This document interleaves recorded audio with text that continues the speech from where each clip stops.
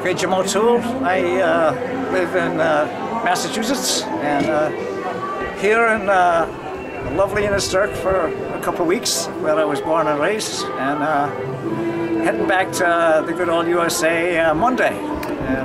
And what age were you when you left Inishturk? I left Inishturk at 21. 21. How long ago was that? Now you're finding out my age. That is 1956 I left Inishturk, and it is 2013 now, so you have to figure it out from there. And did you go straight to America? I went straight to America. I served in the US Armed Forces and did a lot of dancing, and been back here many times to my native Inishturk. And what was it like when you left Inishturk to go to a city? Did you go to a city? I went to Springfield, Massachusetts, and it certainly was a lot different there than it is here, and certainly this place here is a lot different now than it was way back then.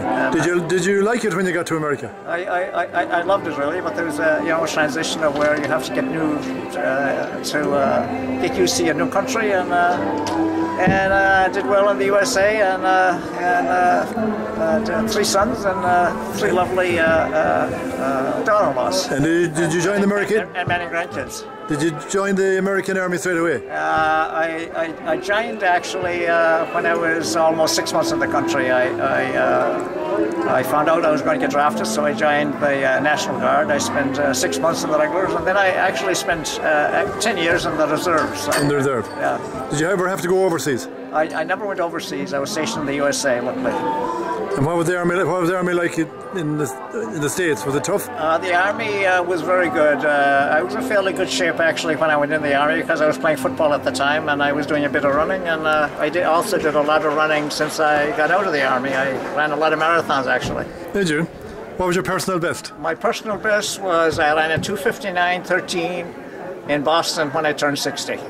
When you turned 60? When I turned 60. And that was your personal best? That was my personal best, 2:59.13 when I turned 60. That was a good performance. Yeah, thank you. And what did you do after you left the army then? After I left the army, I went to work for the Southworth Company, and I worked for them for 35 years, and I retired as one of their plant managers. And what city was that in? That was in West Springfield, Mass. Massachusetts, yeah. And was it a big city? Yeah, no, West Springfield, Mass is not a very big city. It's smaller. It's a rural area, so it's very nice. Did they have an Irish community there? There was an Irish club in the city of Springfield, which I happened to be president of for a while. We bought a brand new club at 33 Progress Avenue in Springfield, and I happened to be the president when they bought the new club. And when was that? That was in the late 60s. It was 1969. And would you have many members in that club? Well, we had from 69 to 71, we had 800 members. Between members and associate members, we had over 800. And was there the Irish community there? Did they kind of stick together, or did they mix well with the general population? They mix well with the general public, but they stick together in the Irish community also. They have the biggest Irish club in the city of Springfield now, so it's working out well, and I'm glad we bought our new club. So have you seen a couple of waves of immigration over there over the years? I have seen a lot, but unfortunately not too many Gaelic football players are joining us anymore, and we had Gaelic football in the city of Springfield for quite a long time, and they're still doing it on a youth basis, and not too many immigrants football players come into the US. Of course, there aren't that many getting in now, are they, compared to what they used to? Yeah, that's right. They're all going to Australia and New Zealand now, yeah? That's right. So it was a great place for an Irishman to be, was it? The best. The best, yeah. Absolutely the best. Do you still hanker for Inishturk? Oh, absolutely. We come back. My wife unfortunately passed away a year ago, and we came back every year, and we did a lot of set dancing. I teach set dancing in Naples, Florida, and I also teach it in Springfield, Mass.